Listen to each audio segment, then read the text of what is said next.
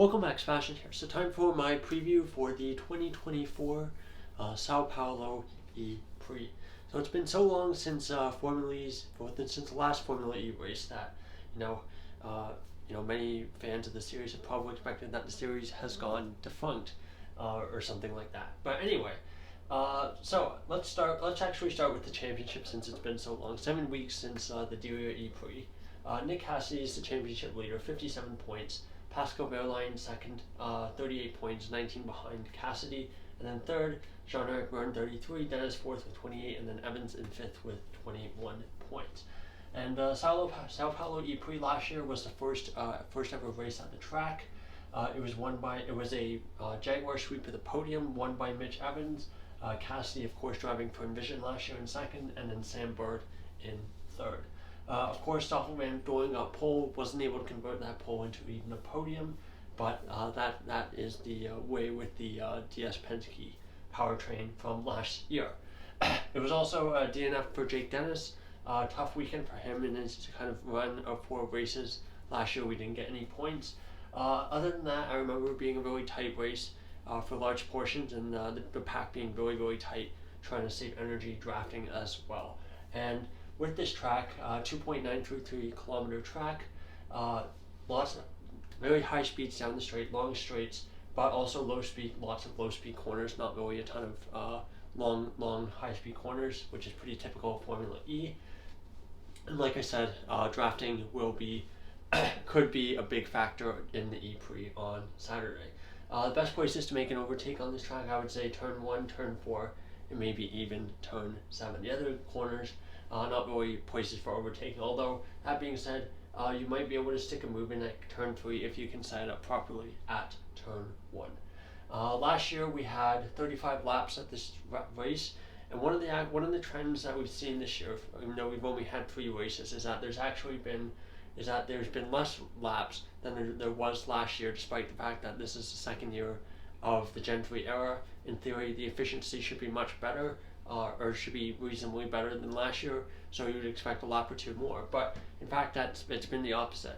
And I think we don't really have an official reason on this, but my theory about this is that for whatever reason the Formula E organizers don't like the drafting we saw at a lot of races last year.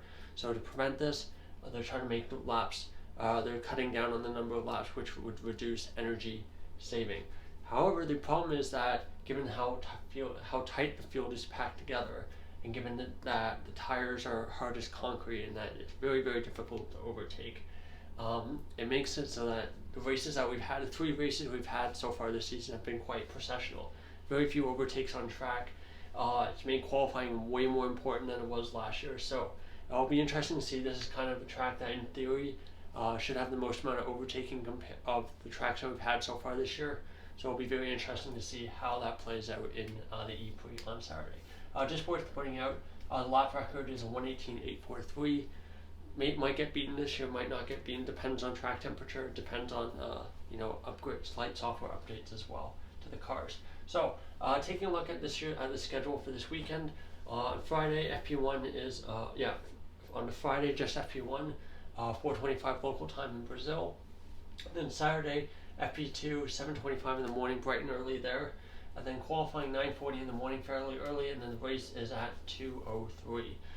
For the weather at the start of the ePrix is expected to be 33 degrees Celsius, pretty hot, and partially sunny. So it doesn't look like there's any kind of risk of rain for the ePrix, which is nice. Nice to have a full ePrix and not have to worry about the weather. So finishing up with some predictions for the weekend. I think given how dominant the Jaguar powertrains were last year, I think it's safe to say that they should do pretty well again this year, although that has been a prediction that has burned certain teams in the past.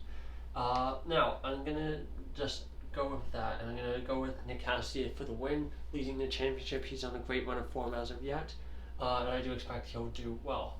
Let's see, who else do I think will do well here? I think Fiennes had a really good race last time out.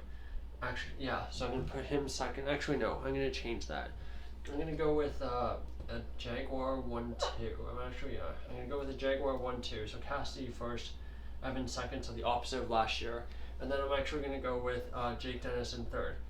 So one of the big issues that Andretti has apparently had this year has been qualifying, getting the tires warmed up for the one lap. So in theory, if the overtaking is a lot better this year, even if they don't qualify as well, the energy management and the race pace has been a lot better for the Andretti.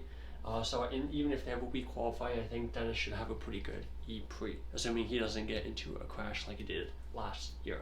So that's all for my preview for the 2024 Sao Paulo ePrix. Of course, excited for it. Been first ePrix in 7 weeks, so yeah, it's been a long time. So anyway, thanks you so much for watching, and goodbye.